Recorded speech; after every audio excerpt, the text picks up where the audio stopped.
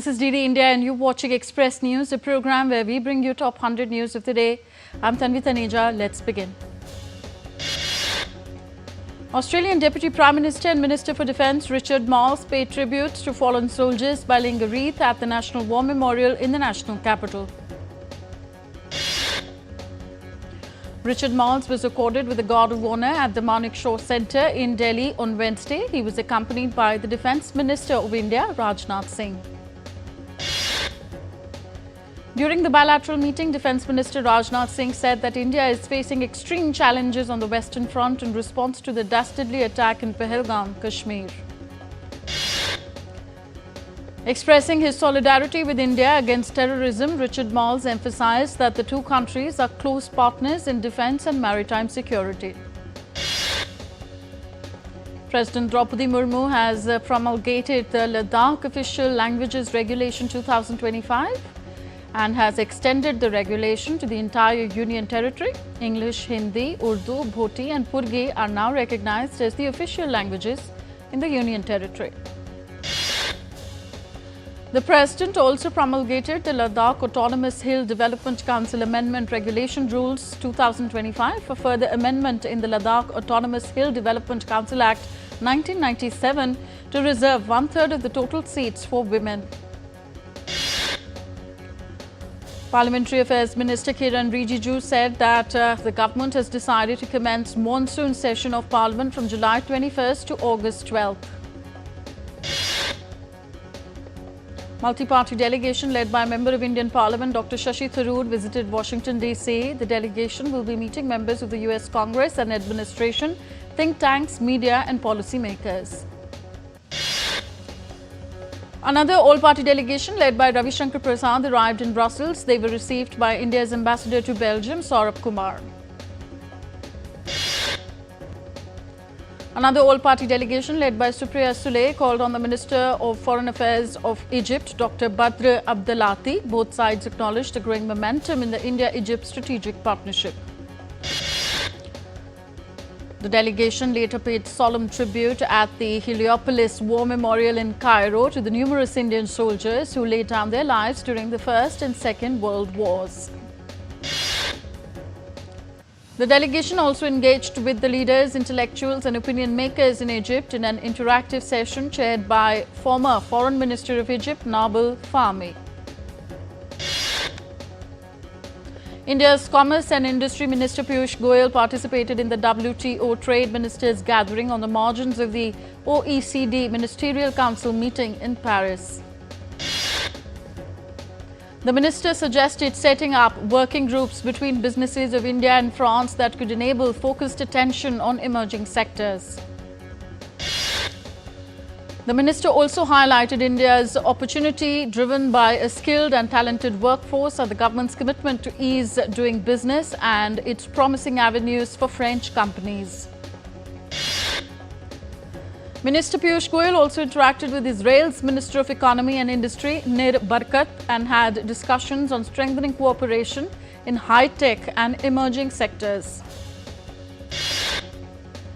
The National Human Rights Commission of India recently convened its statutory full commission meeting in New Delhi. The meeting's primary objective was to foster greater synergy and cooperation among these commissions in their shared mission of promoting and protecting human rights. Secretary of the Ministry of Textiles, Neelam Shami Rao, chaired the fourth meeting of the ESG Task Force on Wednesday, aiming to co-create a sustainable vision for the Indian textiles and apparel industry. The meeting emphasized the importance of collaboration, cluster-led change, common certification standards and capacity creation to achieve these goals. Paraguay's President Santiago Peña Pelosius attended the event at the IMC Chamber of Commerce and Industry in Mumbai. During the event, the President highlighted Paraguay's benefits, including ample clean energy, strategic location, economic stability and a business-friendly environment. Paraguay president also met with the Maharashtra Chief Minister Devendra Fadnavis. Sharing it on X, Chief Minister expressed optimism towards new avenues for collaboration between Maharashtra and Paraguay. RBI's Monetary Policy Committee began its three-day meeting in Mumbai to decide on the repo rate cut. The committee's decision will be announced on Friday. Oil India Limited has commenced natural gas production from the Bakri Tiba block located in the desert belt near the Indo-Pak border in Rajasthan's Jaisalmer district. Indian equity indices ended on a positive note in a volatile session on Wednesday. At close, Sensex climbed 261 points to settle at 80,998. Nifty jumped 78 points to settle at 24,620.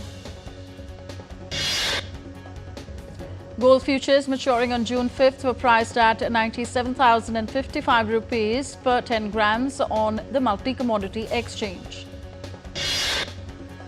Silver futures for July 4th maturity stood at 1,01,509 rupees per kilo on the MCX.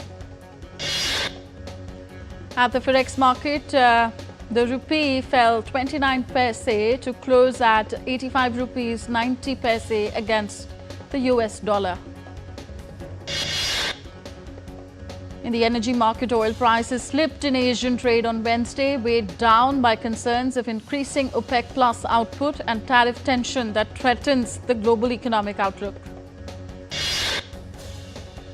US stock indices closed higher on Tuesday, helped by gains in Nvidia and other chip makers as investors await possible negotiations between the United States and its trading partners.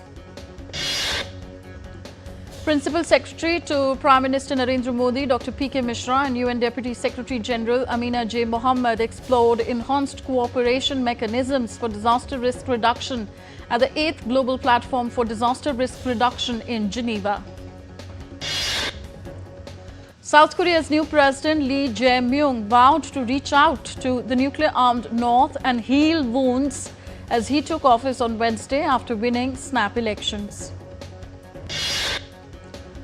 Lee scored a thumping victory with 49.42% votes over conservative Kim Moon-so in snap elections, with his term beginning immediately after the vote tally was certified early Wednesday. Lee spoke to South Korea's top military commander and formally assumed operational control of the country's armed forces on Wednesday, urging them to maintain readiness in case of Pyongyang's provocations. Lee Jae-myung also announced the appointment of a new prime minister and key cabinet members. He appointed Kim Min-seok, a four-term Democratic Party lawmaker, as the prime minister. Indian Prime Minister Narendra Modi congratulated Lee Jae-myung on his election as South Korea's new president. In a message on X, Prime Minister Modi expressed optimism about collaborating with Lee to bolster India-Korea special strategic partnership. On a day when the Indian All-Party delegation led by Congress MP Shashi Tharoor arrived in Washington DC, Pakistan's delegation led by Bilawal Bhutto was in New York to try to push its case in what appears to be a copycat move. While speaking at a press conference at the UN headquarters, Bilawal Bhutto Zardari made a rash attempt to push an anti-India narrative as he claimed that Muslims were being demonized in the country, though it was effectively countered by a foreign journalist. Iran's Supreme Leader Ayatollah Ali Khamenei said that Tehran will not abandon its uranium enrichment, rejecting a key US demand aimed at resolving a decades-long nuclear dispute. In a speech aired on state television, Iran's Supreme Leader said that the US proposal for a nuclear agreement went against the country's national interest and that Tehran would not seek Washington's approval for its decisions. Israel's Prime Minister Benjamin Netanyahu arrived in the courtroom in Tel Aviv for a new hearing in his corruption trial. Billionaire Elon Musk has hit out at President Donald Trump's signature tax and spending bill, calling it a disgusting abomination that will increase the federal deficit. Chinese President Xi Jinping met with President Alexander Lukashenko of Belarus in Beijing as the two all-weather partners look to further deepen strategic ties and cooperation. US President Donald Trump said that Chinese President Xi Jinping is tough and extremely hard to make a deal with, days after the US President accused China of violating an agreement to roll back tariffs. Security was heightened around the Victoria Park on Wednesday as Hong Kong marked a subdued 36th anniversary of the Tiananmen Square crackdown. A court in northeastern El Salvador began the trial of 3 former military officers over the killing of 4 Dutch journalists during the country's 1980 to 1992 civil war. Ecuador's Congress approved a constitutional reform to allow the establishment of foreign military bases in the country. In Bolivia, at least 10 police officers were injured in clashes with supporters of former leader Evo Morales, who are demanding he be allowed run for a 4th term as president. We are heading for a short break. We'll be back with Express News in just a bit. Stay tuned to DD India. Can the US launch a bombing campaign against Iran? The Philippines vessel suffered structural damage. The saga of child sexual abuse is the United States China's debt trap strategy. Truth is stranger than fiction. But sometimes hard to uncover.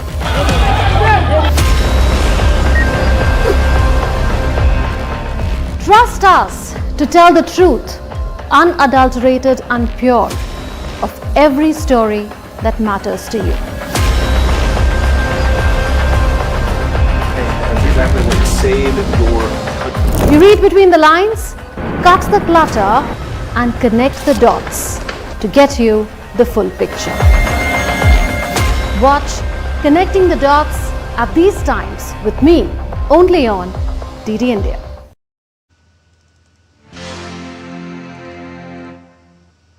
Welcome back. You're watching Express News on DD India. Let's resume.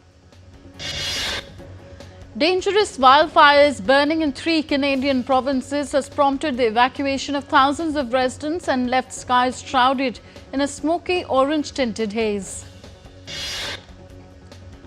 Alerts were issued for parts of Canada and the neighbouring United States, warning of hazardous air quality. According to the Canadian Interagency Forest Fire Centre, there were 208 active fires across Canada. Half of them were listed out of control. A thick layer of Saharan dust blanketed Puerto Rico, casting a hazy veil over the island's iconic landmarks.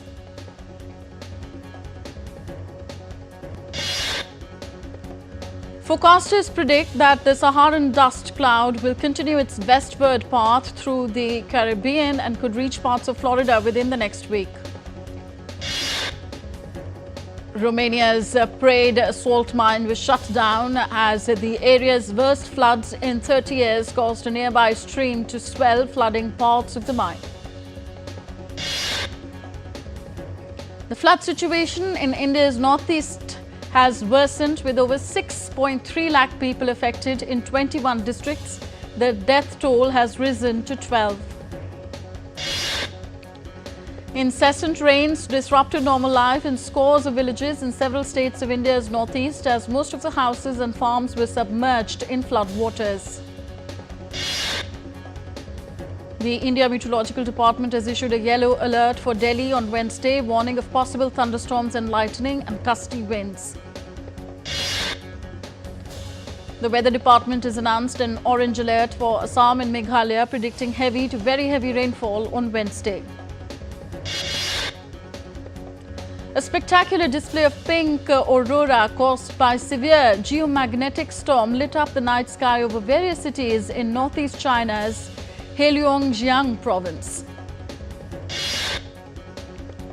The annual Islamic pilgrimage of Hajj 2025 began on Wednesday, drawing millions of Muslims from across the globe to the holy cities of Makkah and Medina. Vietnam has abolished its decades-old two-child policy, allowing couples to decide the number of children they want and the spacing between their births.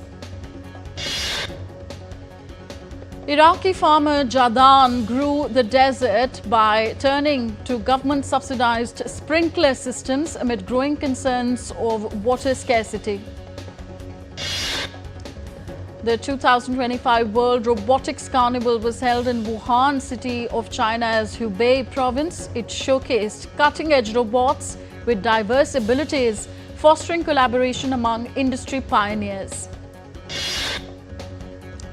300 young students in Turkey's Burdur transformed 100,000 pieces of waste into art, creating an inspiring recycling street within their school. Japanese researchers have engineered a novel plastic that rapidly dissolves in seawater, potentially addressing the growing global issue of ocean plastic pollution. During the annual sardine run, hundreds of people flocked to the shores of South Africa's east coast city of Durban this week to reel in the small, wriggling fish. Encounters in the Milky Way, a new Hayden planetarium show at the American Museum of Natural History, explores the motion of our solar system through the galaxy using scientific data and visualization. Turkey's National Palace's Painting Museum is hosting an exhibition that showcases over 70 traditional Turkish arts interpreted by 11 artists from different disciplines. France plans to ban smoking on beaches, in parks, outside schools and in other locations from July to protect children. Beta Technologies became the first US company to land an all-electric aircraft carrying passengers at New York's busy John F. Kennedy Airport. Over 150 women gathered at Shimla's iconic Mall Road to perform the traditional Himachali Natti dance on the third day of the Shimla Summer Festival. India's temple town of Ayodhya in the northern state of Uttar Pradesh has been decked up for the Pran Pratishtha ceremony of Ram Darbar. Monks, nuns, devotees and diplomats paid final homage to the sacred Buddha relics at the National Museum in New Delhi on Wednesday. Dior's New York City exhibit celebrates its design legacy through the work of its 7 creative directors. The public exhibition runs from June 6th to 8th. Ahead of the much-anticipated Season 3, Netflix's Squid Game launches an interactive experience in London, letting fans step into the show's intense world. Blumhouse announced on Tuesday that it is developing a feature film based on the hit paranormal game Phasmophobia, created by UK-based Kinetic Games. Blake Lively's emotional distress case against Justin Baldoni faces a setback as a judge ruled in his favour. Lively has withdrawn the 2 claims and the judge denied her request to refile them. Actors Miranda Cosgrove and Pearson Ford are all set to bring some light-hearted romance to Netflix with their upcoming rom-com, The Wrong Paris. The film is set to premiere on September 12th this year. Phineas and Ash announced their new band, The Favours, with debut single The Little Mess You Made, set to release this Friday. Their first album, The Dream, will release this fall. Singer Jessie J, aged 37, has revealed an early breast cancer diagnosis. She shared the news on Instagram, adding that she plans to undergo surgery after performing at Capital Summertime Ball at London's Wembley Stadium later this month. Rapper Eminem has filed a $109 million lawsuit against Meta, accusing the company of copyright infringement. The suit accuses Meta's platforms used 243 of his songs without proper licenses or attribution. Two-time Grammy winner Sabrina Carpenter announced a new single, Man Child, on Tuesday ahead of a Primavera Sound performance. Bollywood superstar Akshay Kumar's Houseful 5 has earned 3.88 crore rupees in advance bookings for day one. The film is set to release this Friday. On to sports. Royal Challengers Bengaluru secured their maiden Indian Premier League title on Tuesday night, beating Punjab Kings by 6 runs in the final in Ahmedabad. RCB scored 190 runs for 9 and restricted Punjab on 184 runs, becoming fourth time lucky after previously losing 3 IPL finals. Virat Kohli and AB de Villiers shared an emotional hug after the win in Ahmedabad. The two were RCB's mainstay for 11 years before AB de Villiers announced his retirement in 2021. 17 editions of yearning and heartbreak turned into pure joy for the massive RCB fan base as they gathered outside the Narendra Modi Stadium to celebrate their team's maiden IPL trophy. Gujarat Titans' consistent top-order star Sai Sudarshan backed the orange cap while also being adjudged as the Emerging Player of the Season award. Mumbai Indians' dynamic batter Suryakumar Yadav was crowned the Most Valuable Player of the Season award. Jamie Smith struck a maiden one-day international 50 to set up England's victorious run chase as they completed a 3-0 series sweep of the West Indies at his Oval home ground on Tuesday. Mitchell Marsh will lead Australian team as CA named a 16-member squad for its 5-match T20 series against West Indies in Jamaica and St. Kitts next month. American Grandmaster Hikaru Nakamura broke world champion D. Gukesh's run of classical wins by comprehensively beating the Indian to earn 3 points on Tuesday. Arjun Ergyasi rode back to contention with a victory over Fabiano Caruana in Norway chess. Ergyasi trapped his opponent Caruana in a timed scramble in the 8th round of the prestigious tournament on Tuesday. Defending French Open champion Carlos Alcaraz produced a dominant display to beat 12th seed Tommy Paul and reach the semi-finals at Roland Garros.